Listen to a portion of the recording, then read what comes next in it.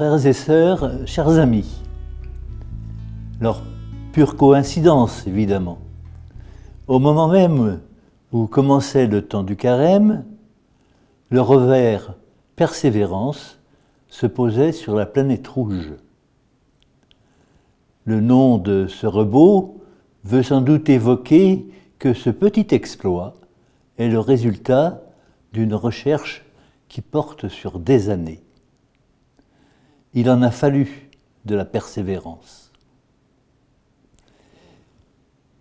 Quant au souffle enregistré par la NASA, il n'a rien à voir avec le murmure d'une brise légère qui avait signifié au prophète Élie le passage du Seigneur sur le mont Horeb. Ceci au terme de sa longue marche à travers le désert, travaillé par ses peurs et confronté au découragement. Nous avons besoin de prendre en compte le temps. Dans notre culture actuelle de l'immédiateté, du tout de suite, il nous faut faire avec le temps, nous inscrire dans la durée. Rien n'est jamais acquis, il faut sans cesse remettre l'ouvrage sur le métier. Il faut du temps, et quelquefois le temps se fait long. Le temps est la pédagogie de Dieu, disait notre compatriote Saint Pierre Fabre. Le temps liturgique du carême, de ce point de vue, est une bonne école. Les 40 jours qui nous préparent à célébrer la résurrection du Christ rappellent la longue marche du peuple hébreu à travers le désert, dans l'espérance de la terre promise. Mais le désert n'est pas de tout repos, il faut reprendre la route chaque matin, affronter les épreuves de la faim et de la soif, lutter contre le découragement, avancer quelquefois dans l'obscurité et tenir dans la durée. Il en est ainsi bien souvent de notre vie ordinaire. Le risque est là de nous installer dans la routine, de nous laisser gagner par la lassitude, voire de céder à la tristesse et au découragement. Le temps du carême nous est offert pour nous guérir de la tristesse. Il est tout orienté vers la joie de Pâques, la joie de la résurrection. Et c'est cette espérance qui nous met en chemin. L'espérance vient de l'avenir. C'est dans la promesse que nous puisons l'énergie pour vivre le présent avec ce qu'il nous apporte de consolation, mais aussi de déception, voire d'épreuve. Toutefois, la joie ne se décrète pas. Nous la recevons dans le tissu de nos rencontres. La rencontre du Seigneur, dans la prière personnelle ou partagée, dans le dialogue et les échanges avec nos frères et sœurs dont nous croisons le chemin.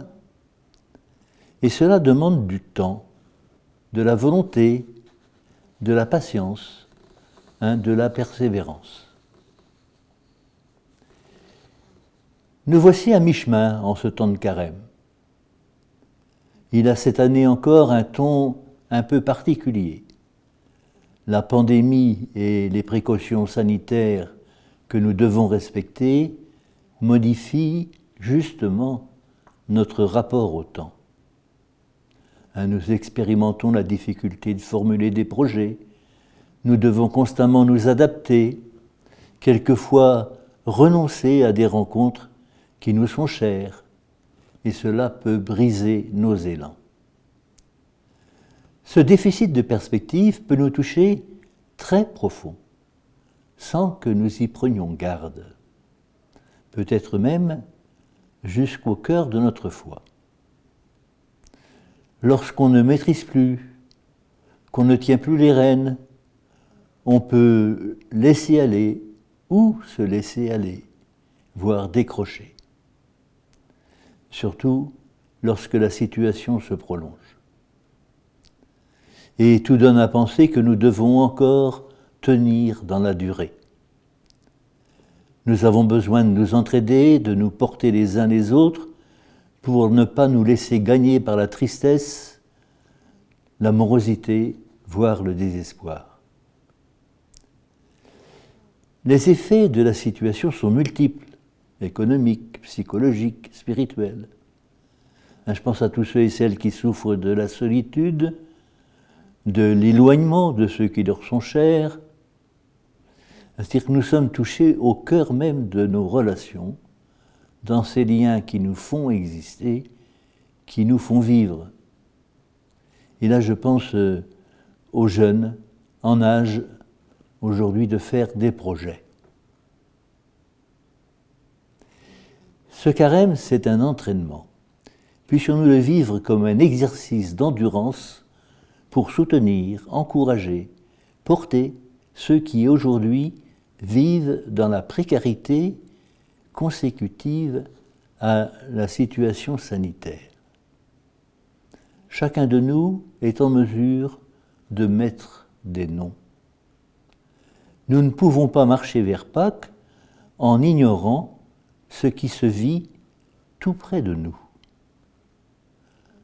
La joie ne mérite son nom que si elle est partagée. Vous connaissez l'expression de Charles Péguy, l'espérance ne va pas de soi.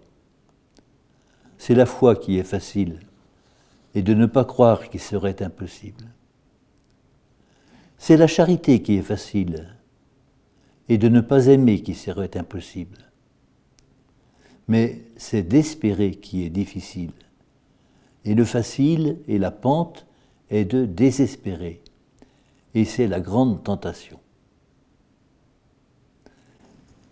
Ainsi, l'espérance ne va pas de soi, c'est que peut-être bien qu'elle est de l'ordre du choix. Choisir d'espérer. Et, nous dit saint Paul, nous qui espérons ce que nous ne voyons pas, nous l'attendons avec persévérance. Mais nous n'allons pas sur Mars, mais nous sommes en chemin vers Pâques.